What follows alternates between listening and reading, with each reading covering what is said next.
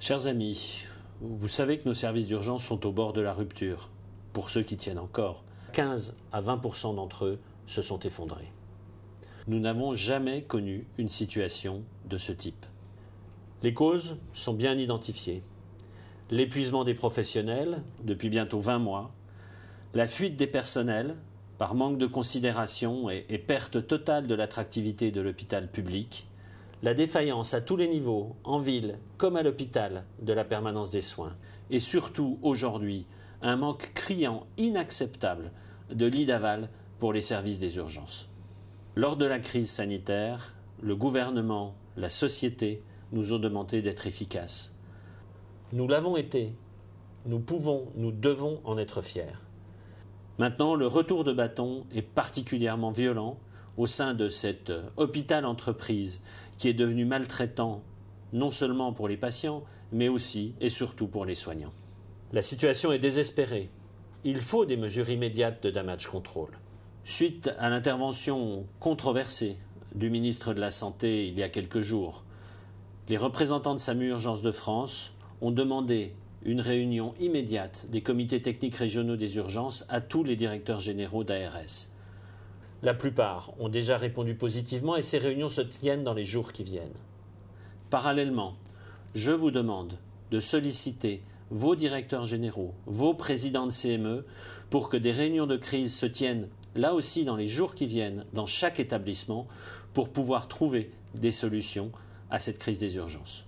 SAMU Urgences de France demande la mise en place immédiate d'une gestion centralisée des hospitalisations, programmées et non programmées, au niveau de chaque établissement, au niveau de chaque GHT, avec respect du besoin journalier minimum en lit, qui est défini déjà sur tout le territoire national et pour chaque établissement.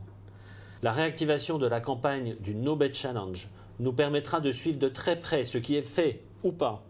Une communication large, grand public, nationale, sur le thème « Avant de vous déplacer aux urgences, appelez. Appelez votre médecin traitant, appelez le SAMU » et l'accélération du déploiement des services d'accès aux soins.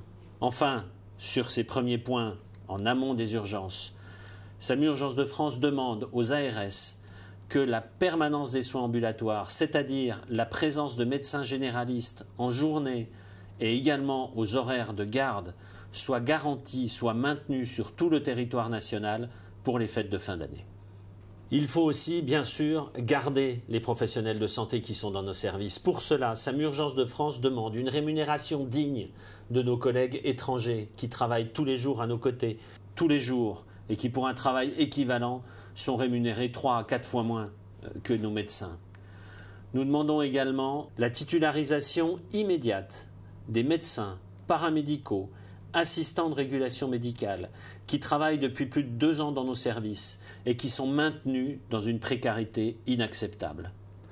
Enfin, le doublement de l'indemnité de suggestion pour les médecins paramédicaux qui travaillent dans des services en sous-effectif par manque de personnel. Bien sûr, ces mesures sont insuffisantes et il faut préparer la suite du traitement.